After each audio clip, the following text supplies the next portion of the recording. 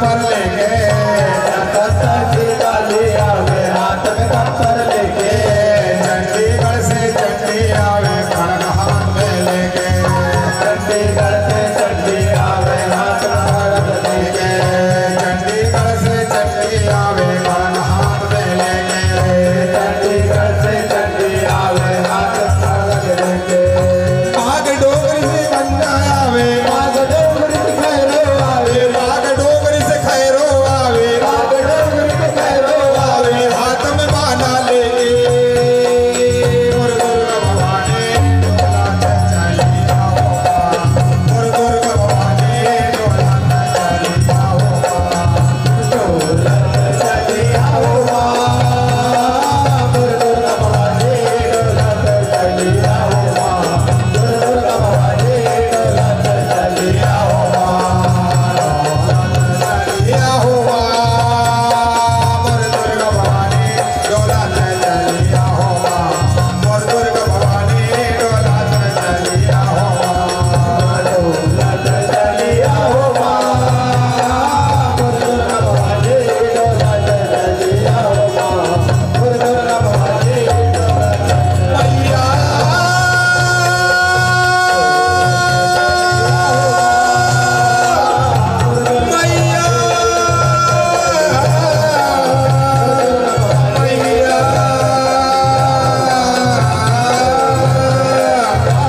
मैया जी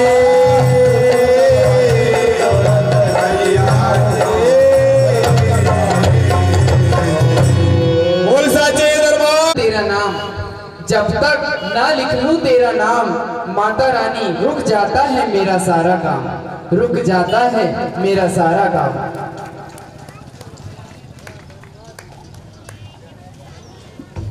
दूर की सुनती है दूर की सुनती है माँ पास की सुनती है माँ तो आखिर माँ है माँ तो आखिर माँ है माँ तो हर मजबूर की सुनती है माँ तो हर मजबूर की सुनती है।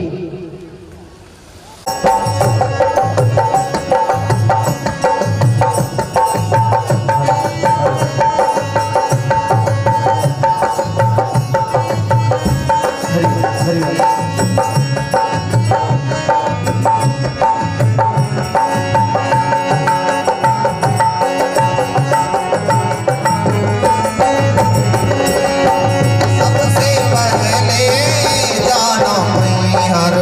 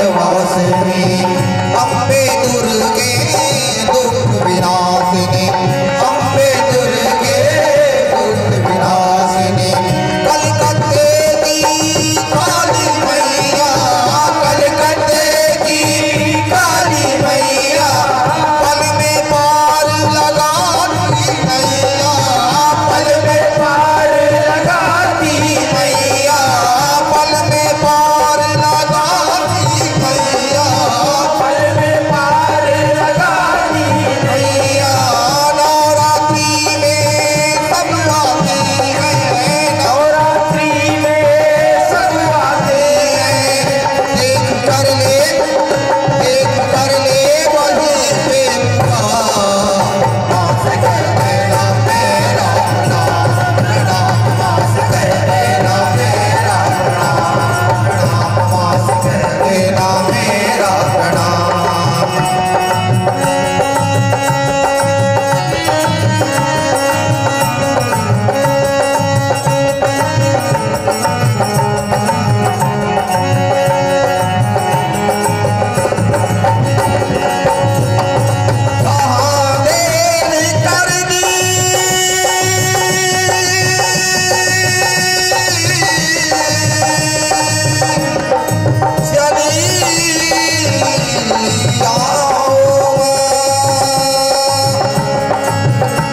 अपने चरणों के दर्शन दिखा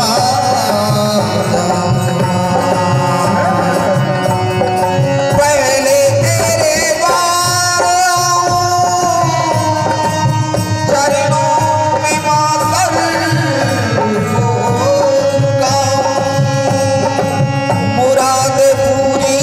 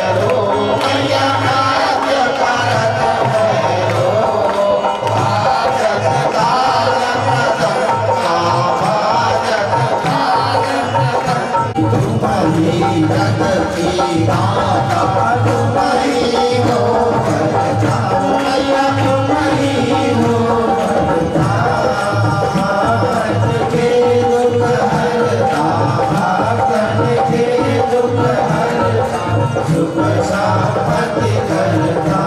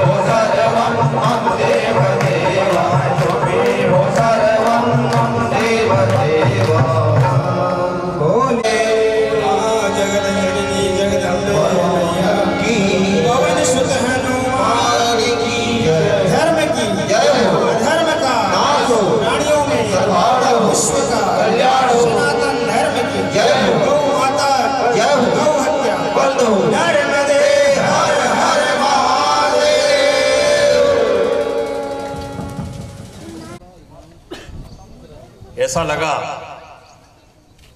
कि देवी जागरण के टाइम में, दुर्गा उत्सव के टाइम में ऐसा कोई कार्यक्रम होता है तो गांव के लिए, क्षेत्र के लिए कोई अच्छी बात बनती है, अच्छी शुभ संदेश जाता है। जैसे कि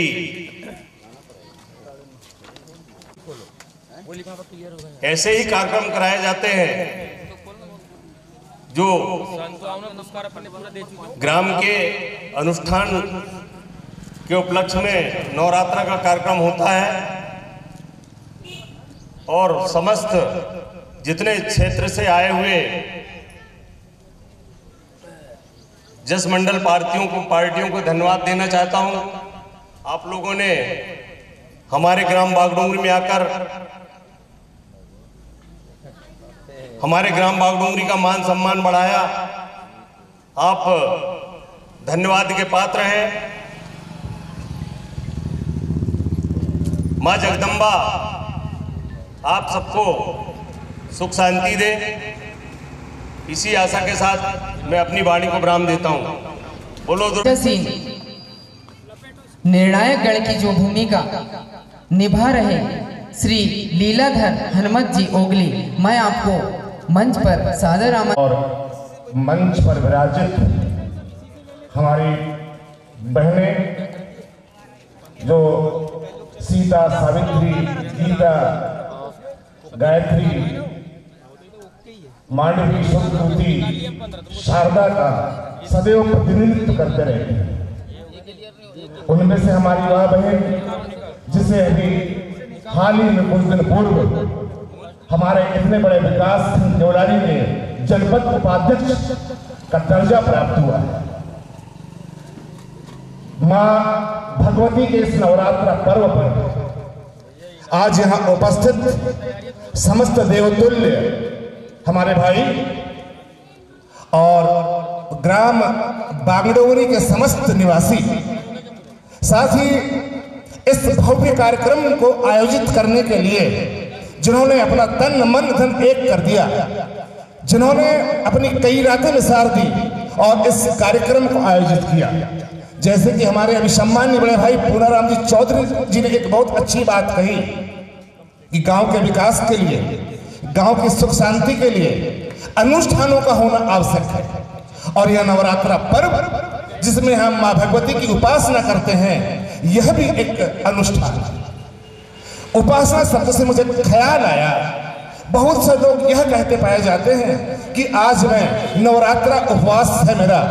कोई बोले मैं बैठकी के दिन उपवास था, कोई बोले पंचमी का उपवास था। आज तो अरे बहुत से लोग यह कहेंगे कि मेरा आज अष्टमी का उपवास है।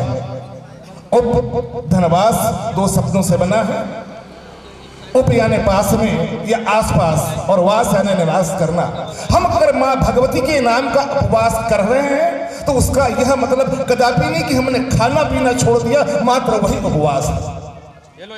भोजन ना करना और खाना छोड़ देना यह मात्र उपवास नहीं है। अभी तो उपवास का आशय यह है कि हम माँ के आसपास रहें, माँ के समीप रहें। अब माँ के समीप कैसे रहें, कहाँ रहें, तो उसका सीधा सा तरीका है कि उस दिन दिन भर के लिए हम अपने हृदय में माँ की मूर्ति को प्रतिष्ठित कर ले और हमें दिखने वाली हर माताएं, हर बहनें, हर में हमको माँ का स्वरूप दिखे, तब हमारी यह उपासना और हमारा उपवास सार्थक सिद्ध हो सकता है।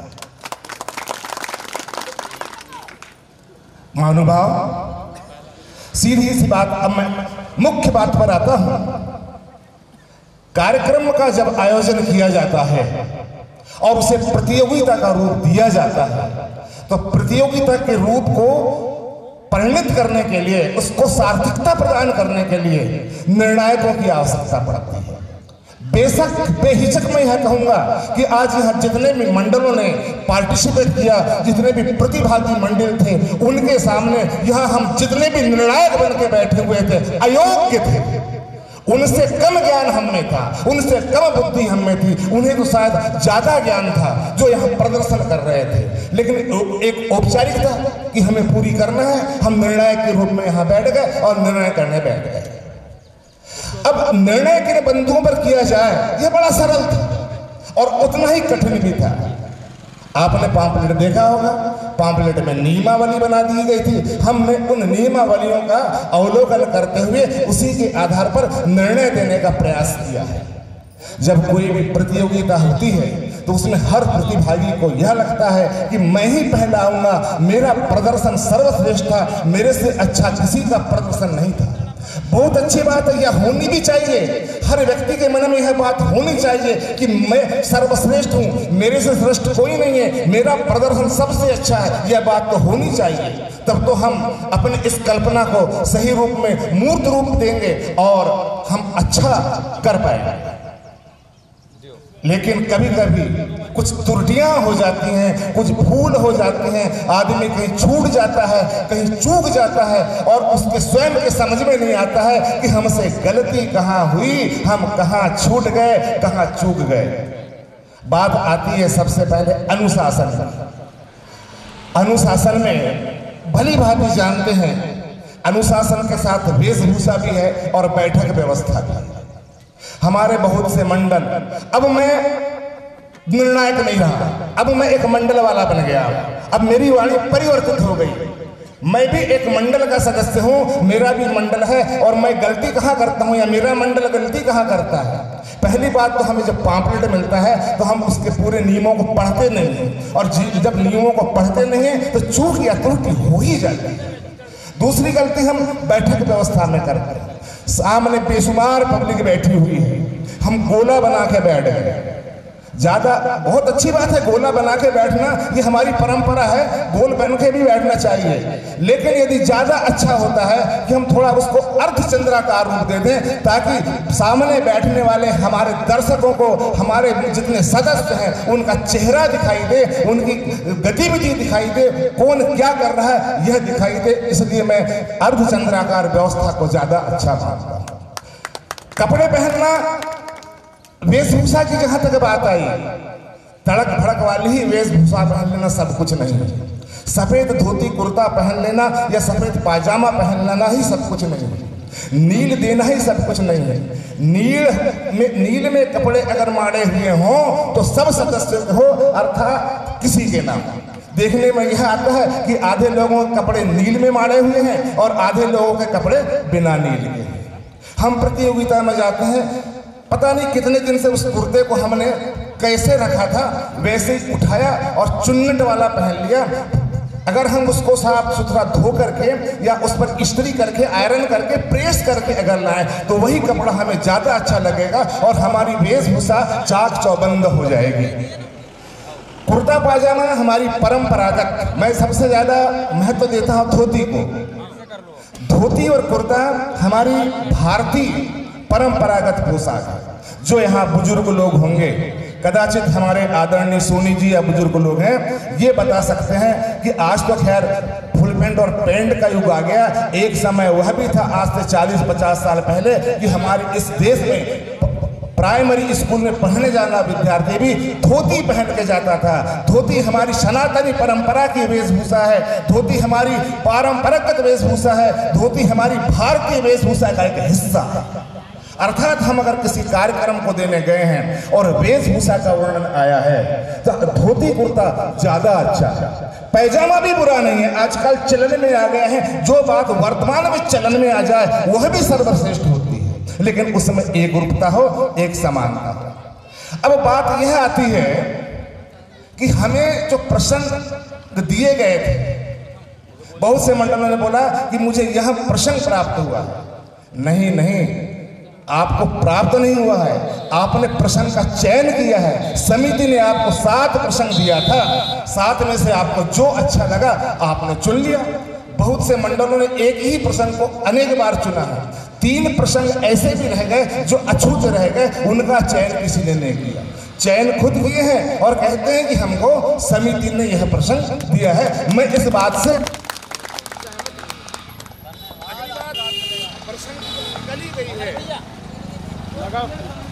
एक छोटा सा प्रश्न है, आप सब लोग सुन सकते हैं। आप मुझसे पूछिए आप कहाँ रहते हैं, तो मेरा उत्तर होगा मैं हुगली रहता हूँ।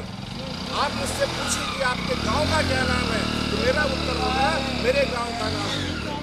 कहने का असल यही है, दोनों आपके प्रश्न में आप यही जानना चाहते हैं कि मैं कहाँ का निवासी है, उसका उत्तर भी उसी भाषा में प्रारंभ करना चाहिए।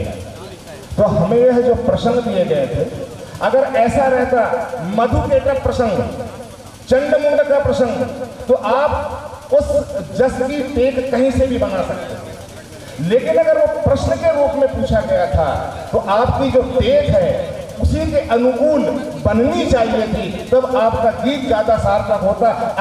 अंदर के अंतर्याम चाहे जो भी रखो, और अधिकांश लोगों ने किया क्या है, जितने भी जस ये प्रश्न थे और उनसे संबंधित जस है कि नया कुछ नहीं था। हम वर्षों से, कई सालों से, बचपन से सुनते आ रहे हैं ये वाले जसों को, बस उसमें थोड़ा सा शब्दों का हेरफेर कर दिए और उसको एक प्रसंग हमें यह मिला था कह के यहाँ पेश कर दिए। तो इस बात का भी ध्यान रखा गया है। हमारे जो संगीत के निर्णायक थे, गीत के निर्णायक थे, उन्होंने इस बात का सूक्ष्मता से अवलोकन किया है। एक मंडल ऐसा भी था, बैठक व्यवस्था में ध्यान आया मुझे, धोती पहन के आया था, वो बात आई गई हो गई। अब ठीक है, धोती पहनने का तरीका है, मैं नाम नहीं लूंगा। मैं किसी भी मंडल की गलती नहीं निकाल रहा हूँ, मैं अपने मंडल की गलती निकाल रहा हूँ। एक बार हमारा मंडल कहीं गया, यहाँ भी तो जितने मंडल आए हमारे ही थे, हम ही लोग तो थे। तो एक बार हमने क्या काम किया, पहने तो थे धोती, और जब हम मंच पर बैठे तो घुटने तक धोती को हमने उठा के मोड़ के रखा था। आप स्वयं अवलोकन करें, अगर बाकी सब सदस्यों ने धोती को पूरा यथावत रखा था, हमने घुटने तक उठा के रखा था, क्या यह अनुशासनहीनता के अंतर्गत आता है? नहीं आता है। यह मंडल अवलोकन करे। अगर इसमें अनुशासन वाले ने आधा अंक काट लिया होगा तो उसमें आप नाराज ना हो, खपा ना हो, उसको अन्यथा ना लें। वाद्य यंत्रों की बात करें हम तो वाद्य यंत्रों की सार्थकता सिद्ध होनी चाहिए। अगर हम आधुनिक वाद्य यंत्र लेकर के आए हैं तो वह बजना चाहिए, और बजने के साथ साथ वो सार्थक रूप से बजना चाहिए। अन्यथा केवल दिखावे के लिए आए तो वह मैं उचित नहीं समझता हूँ। बात गायन की करूँ, गायन में सुर का बहुत महत्व है। बहुत ज्यादा चिल्लाना या मात्र आलाप भरना ही अच्छा गायन नहीं है। यदि हम हारमोनियम पर बैठे हुए हैं और उसकी रीड के साथ हम सुर में सुर मिलाकर गा रहे हैं तो वो गायन ज्यादा अच्छा कहलाता है। हमारे जो संगीत के निर्णायक थे भरद्वाज जी और भिनवाने जी, शायद इसी बात का ध्यान रखते हुए आज जो भी मंडल यदि गायन में उसको विशेष दिए होंगे तो इस बात का इन्होंने अवश्य ध्यान रखा होगा। अगर अन्य मंडल जो गायन में विशेष प्राप्त नहीं कर सके होंगे और उनको लगे कि हमारे साथ अन्याय हुआ तो मैं इनसे क्षमा चाहता हूं कि आप अपनी यह मानसिकता को निकाल दीजिए और तनिक मैं जो कहा इस बात पर विचार करिए। बात व्याख्या की आई, व्याख्या में संक्षिप्त सार करना था। बहुत से कुछ मंडलों ने उसका पठन किया है, लिखकर लाए थे। लिखता मैं भी हूँ जब टीका तैयार करता हूँ और लिखकर मैं भी ले जाता हूँ, लेकिन गद्य शैली की बात बड़ी जल्दी याद हो जाती है। जरूरी थोड़ी है कि किताब में जो लिखा है, जो शब्द लिखे हैं, परमहंस रखा है तो हम वैसा ही बोले। हम उसके भाव को समझ लें और उसे हम अपने शब्दों में व्यक्त कर सकते हैं। लेकिन कुछ लोगों ने उसे पढ़ दिया है जो खाली कि शब्द गलत ना हो जाए, शब्द परिवर्तित ना हो जाए, तो पठन नहीं करना चाहिए। कभी भी उसे मौखिक रूप से व्यक्त करना चाहिए। भाषा धारा प्रभाव होना चाहिए और भाषा धारा प्रभाव होने के साथ साथ शब्द विन्यास भी हो और उच्चारण शुद्ध हो। जैसे मैं एक वाक्य बोलूं, उपस्थित समस्त महानुभाव, और दूसरा वाक्य बोलूं, उपस्थिति समस्त महानुभाव। अब आप स्वयं अवलोकन करें। अगर किसी ने यह कहा है एक मंडल जिसने कहा था उपस्थिति समस्त महानुभाव, मेरे हिसाब से व्याकरण की दृष्टि से वह अनुचित था। ठीक है, उसके भाव यही थे कि वो उपस्थित जनता को संबोधित करना चाहता है, लेकिन उपस्थित महानुभाव और उपस्थिति महानुभाव में थोड़ा सा अंतर है। ऐसी बारीकियां, ऐसी सूक्ष्मताएं भी देखी गई हैं। और टीका में सबसे ज्यादा मधु केटल वाला प्रश्न सब लोगों ने लिया, उसमें बहुत अच्छी बात कही। एक से बढ़कर एक टीकाकारों ने उसमें अपनी व्याख्या में अपने विचारों का समावेश किया, खोज कर लाया और गलत किसी ने नहीं कहा। ना, जर्रा सा भी, थोड़ा सा भी सुई की नोक के बराबर भी गलत किसी ने नहीं कहा। किसी ने लंबा बोला, किसी ने चौड़ा बोला, किसी ने फैला कर बोला, किसी ने घुमा कर बोला। लेकिन एक मंडल ऐसा भी था जिसने सीधा सरपट बोला और संक्षिप्त सार कह दिया। हम ये बताएं, बहुत से लोग कहते हैं अमुक फल नहीं खाना चाहिए, और हमारे क्यों नहीं खाना चाहिए तो बोले लहसुन तमोगुणी होती है, फलाना फल में रजोगुण पाया जाता है।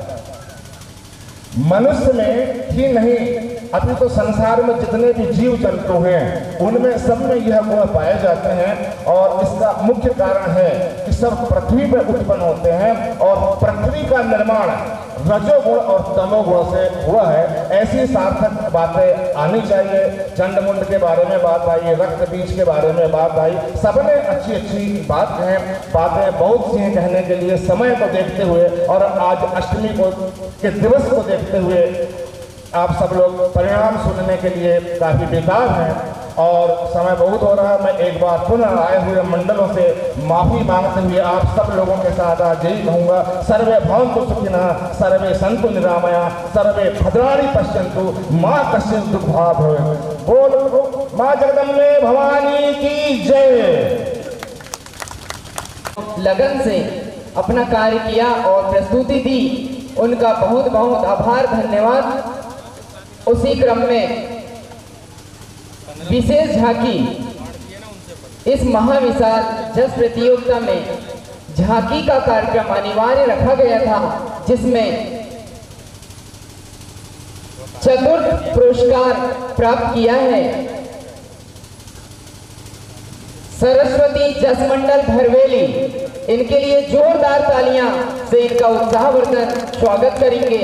चतुर्थ पुरस्कार सरस्वती जसमंडल भरवेली 1501 रुपए। सरस्वती जसमंडल भरवेली, आप मंच के पास आए और मंचासीन होकर अपना पुरस्कार प्राप्त कर लें। अगले क्रम में विशेष झांकी में समिति अध्यक्ष श्रीमती सांडली जी और हमारे ग्राम पंचायत के सरपंच महोदय श्री अशोक सांडली जी से प्राप्त करेंगे।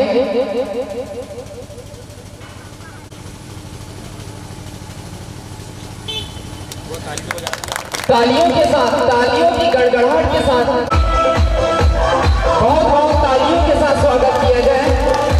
द्वितीय पुरस्कार 3000 रुपए जय बजरंग मंडल सकरी श्री बाबा साई एंटरप्राइजेस योगिता जी, जहां तक वो मंच पर मंचासीन होवे।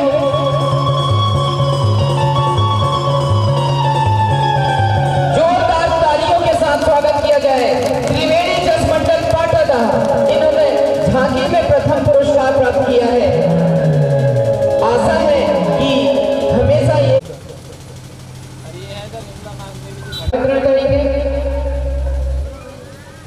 तालियों के साथ स्वागत करेंगे मंडल का। इन्होंने टीका में प्रथम स्थान प्राप्त किया है। इन्होंने जो टीका की प्रस्तुति की थी बहुत ही सराहनीय थी, जिसमें उन्होंने प्रथम स्थान प्राप्त किया। उनका बहुत बहुत आभार। प्रस्तुति की इन्हें तबला वादन हुआ है, इनके लिए जोरदार तालियों से इनका स्वागत किया जाए। जय बजरंग जसमंडल सकरी सार्वजनिक दुर्गा उत्सव समिति बागडोगरी इनका करेंगे। पुरस्कार के लिए हम आमंत्रित करते हैं मंचासीन अतिथि श्री पूनाराम मात्रे जी। जय बजरंग जसमंडल पिंडरी सार्वजनिक दुर्गा उत्सव समिति बागडोगरी इनका बहुत बहुत आभार व्यक्त करती है, स्वागत करती है, वंदन करती है। सरस्वती बालिका जसमंडल के लिए बहुत जोरदार तालियां, इनका स्वागत किया जाए, वंदन किया जाए। बहुत बहुत धन्यवाद।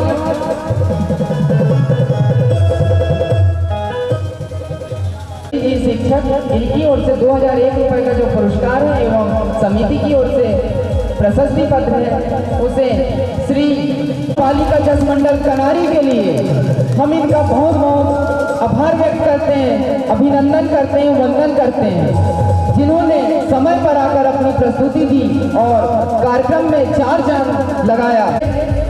जोरदार तालियों के साथ 6001 रुपए सोसाइटी समूह बागडोगरी की ओर से सार्वजनिक दुर्गा उत्सव समिति बागडोगरी इनका बहुत बहुत आभार व्यक्त करती है। अगले क्रम में अनुराग जसमंडल चनेवाड़ा 6वां स्थान इन्होंने प्राप्त किया। इनका पुरस्कार जो राशि है, हमारे ग्राम पंचायत के वार्ड पंच तुलसी राम जी, आप भी आए और पुरस्कार वितरण में सहयोग प्रदान करें। खेड़ा, इन्होंने पंचम पुरस्कार स्वागत किया जाए। बहुत बहुत धन्यवाद, स्वागत। जय मां शारदा जसमंडल बरखेड़ा। अगले क्रम में मैं विचार तालियां बजाएं। सौजन्य श्री 10,001 रुपए, जोरदार तालियां। बहुत बहुत धन्यवाद, आपका स्वागत।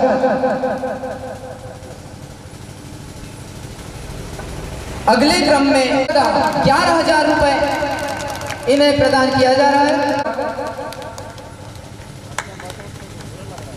त्रिवेणी जसमंडल पाटदा तृतीय स्थान, बधाई, धन्यवाद। जय बजरंग जसमंडल पिंडरी, आपने द्वितीय स्थान प्राप्त किया। अब मोतन भाई पूनाराम चौधरी जी, उपाध्यक्ष जनपद panchayat Kewlari Shri Jageshwar Baghel ji, new home sign traders एवं सत्यम ट्रांसपोर्ट बागडोंगरी की ओर से। साउंड मास्टर साउंड के पास आ जाए। मंचासीन हमारे मुख्य अतिथि एवं विशिष्टता प्रदान करने वाले सभी अतिथियों को श्रीमती मोतन भाई पूनाराम चौधरी जी, जिनकी ओर से प्रथम पुरस्कार भी दिया जा रहा है और आप मुख्य अतिथि भी हैं। साथ ही श्री पूनाराम चौधरी जी आप भी आमंत्रित हैं पुरस्कार वितरण के लिए। श्री शिवदयाल सोनी जी, श्री डॉक्टर RN रहंगाले जी, श्री डॉक्टर राजेंद्र गौतम जी, श्री प्रभुदयाल पटले जी, श्री रामदयाल पटले जी, श्री सम्मानीय आदरणीय हमारे चहेते ग्राम पंचायत बागडोंगरी के सरपंच श्री अशोक सांडले जी, पूर्व सरपंच एवं नवदुर्गा समिति के अध्यक्ष श्रीमती सुमनलता सांडले जी, विद्यासागर श्री शिवनंद शरणागत जी, कार्यक्रम के मुख्य मार्गदर्शक रहे श्री मिलत मात्रे जी, श्री महारू बरमैया जी, श्री पूनाराम मात्रे जी, श्री चरणलाल छिप्पे जी, श्री पंडा बाबा अशोकनगर बागडोंगरी, श्री तीरथ बिसेन जी, श्री महतलाल परते जी, श्री बालचंद यादव जी, श्री तुलसीराम यादव जी। विधायकगण, आप सभी से मैं अनुरोध करूंगा कि आप मंच में आकर प्रथम पुरस्कार के लिए मंचासीन होंगे। श्री संतोष भिंगवाने जी, श्री शिव प्रसाद भारद्वाज जी, श्री लीलाधर हनुमत जी उगली, श्री शिव कुमार रहंगाले जी सरणी, इन्होंने महत्वपूर्ण एवं प्रथम स्थान प्राप्त कर के रूप में जो स्थान लिया है वह माँ भगवती के प्रांगण में उपस्थित एक कंस्ट्रक्शन अशोक तीतर मारे जी, आप भी आए मंचासीन हुए और हमारे बहुत ही सलाहकार एवं कार्यकारिणी संचालक के सदस्य श्री रामकिशन सांडिल्य जी, आग्रह अनुरोध करूंगा कि आप सम्मानी मंच पर आए और प्रथम पुरस्कार के लिए आप सादर आमंत्रित हैं। श्री नरेंद्र सार्वे जी, आप भी आए और पुरस्कार वितरण में सहयोग प्रदान करें। चूंकि हम इस महाविशाल चेस प्रतियोगिता में प्रथम पुरस्कार देने की जस मंडल जो है जय बजरंग जस मंडल सकरी, इनके लिए जोरदार तालियों से स्वागत किया जाए। जय बजरंग जस मंडल सकरी, इन्होंने प्रथम स्थान प्राप्त कर 15,001 रुपए का पुरस्कार दिया। जय बजरंग जस मंडल सकरी के लिए माँ भगवती के प्रांगण में आज प्रथम स्थान प्राप्त करने वाली विजेता टीम मंचासीन है। माँ भगवती से हम आशीर्वाद के रूप में यही मांगना चाहते हैं कि यह मंडल हम उज्ज्वल भविष्य एवं कार्यक्रम के लिए कामना करती है। सार्वजनिक दुर्गा उत्सव समिति बागडोंगरी इनका स्वागत करती है, वंदन करती है। आप बहुत बहुत बधाई के पात्र हैं, धन्यवाद। अब मैं इस कार्यक्रम की कड़ी को समापन की ओर लेके जाऊंगा, जिसके लिए मैं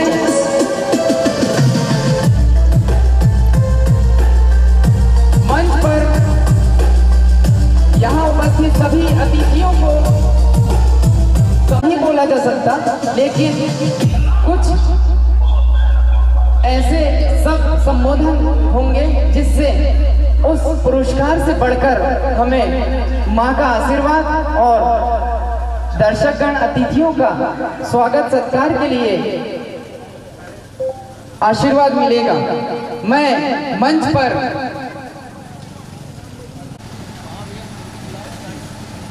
हमारे बीच उपस्थित जबलपुर से आए श्री रोहित सिंह राहा जी, आप भी आए और मंच में मंचासीन होंगे। श्री रोहित सिंह राहा जी, जबलपुर।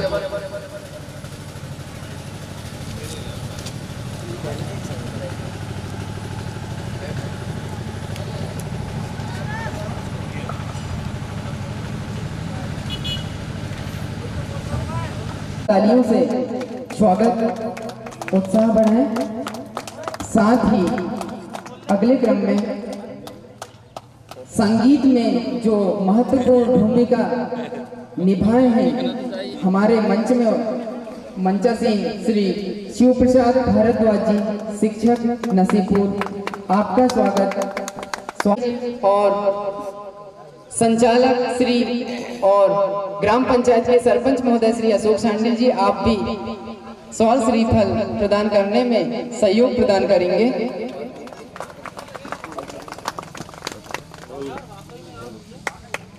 स्वागत हमारे मां भगवती के प्रांगण में वन विभाग पांड्या छपारा से जो पधारे हैं उनसे मैं अनुरोध करूंगा कि वे मंच पर मंचासीन के लिए सादर आमंत्रित हैं। जोरदार तालियों से स्वागत करेंगे श्री संतोष भिंगवानी जी का। इन्होंने संगीत में महत्वपूर्ण निर्णायक की भूमिका निभाए हैं।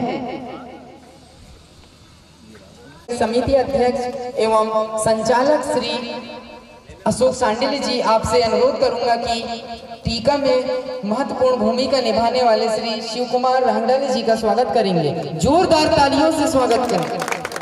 दर्शकों से मेरा निवेदन है कि वो मंच के समीप आकर बैठे, जिससे हमारे इस स्वागत कार्यक्रम में ज्यादा उत्साह नजर आए और करेंगे। अगले और माननीय निर्णायक महोदय श्री कुमार सिंह भगत जी का सवाल श्रीफल से स्वागत करेंगे। इनके लिए जोरदार तालियां। और इस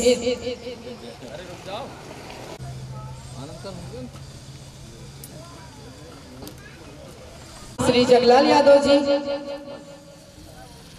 बागडोंगरी, श्री चरण छिप्पे जी बागडोंगरी, पंडा बाबा अशोकनगर बागडोंगरी, ठाकुर जी को झांकी में अपनी महत्वपूर्ण भूमिका निभाने के लिए सवाल श्रीफल से स्वागत करेंगे। जोरदार ताली।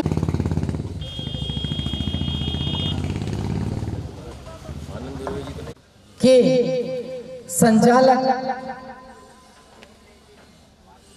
मंडल के अध्यक्ष श्री राम प्रसाद भगत जी को मैं आमंत्रित करूंगा कि आप यहां उपस्थित अतिथियों को अपनी कुछ लाइनें बोलकर संबोधन करेंगे, उनका स्वागत करेंगे। श्री राम प्रसाद भगत जी। माननीय उपस्थित लाइन ढूंढते ये स्थिति हमारे सामने उत्पन्न हो चुकी थी, पर आप लोगों का पता लगाते लगाते आप लोगों के गंतव्य स्थान में पहुंचे। आप लोग हमारे आवेदन निवेदन को स्वीकार किए। आप लोगों ने सहजता से इस भूमिका को निभाया और बहुत सराहनीय कार्यक्रम किया। हमारे जस मंडल को एक गति प्रदान की ताकि सबको किसी प्रकार की निराशा ऐसी नहीं हुई भैया मुझे कम अंक। इसलिए हम आपके आभारी हैं। आपका बहुत ही स्वागत, वंदन है, अभिनंदन है। धन्यवाद। माँ शेरों वाली की, माँ भगवती की जय हो, आपकी जय हो। अब मैं इस कार्यक्रम समापन की बेला पे सभी लोग जयकारा बोलेंगे।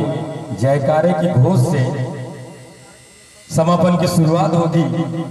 प्रोग्राम का अंतिम समय है, अंतिम क्षण है। बोल दुर्गा मैया की।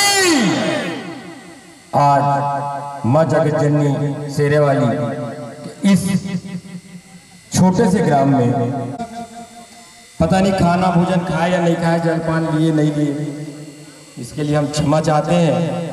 माननीय हनुमत सर जी, रंगडाले सर जी, ठाकरे जी, माननीय भारद्वाज सर, भिंगवाने सर और मेरे हमजोली मित्र हैं दुर्वे सर, आपको बहुत बहुत धन्यवाद जो आप लोगों ने ऐसे जजमेंट, ऐसे कार्यक्रम को सजोने का एक अवसर हमें प्रदान किया।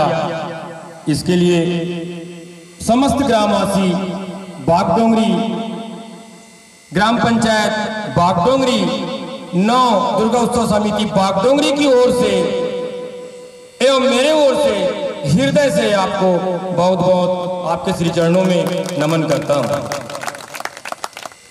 एवं इस कार्यक्रम की मुख्य अतिथि महोदय श्रीमती मोहतनबाई पूनाराम चौधरी, उपाध्यक्ष जनपद पंचायत केवलारी, वन विभाग से आए हुए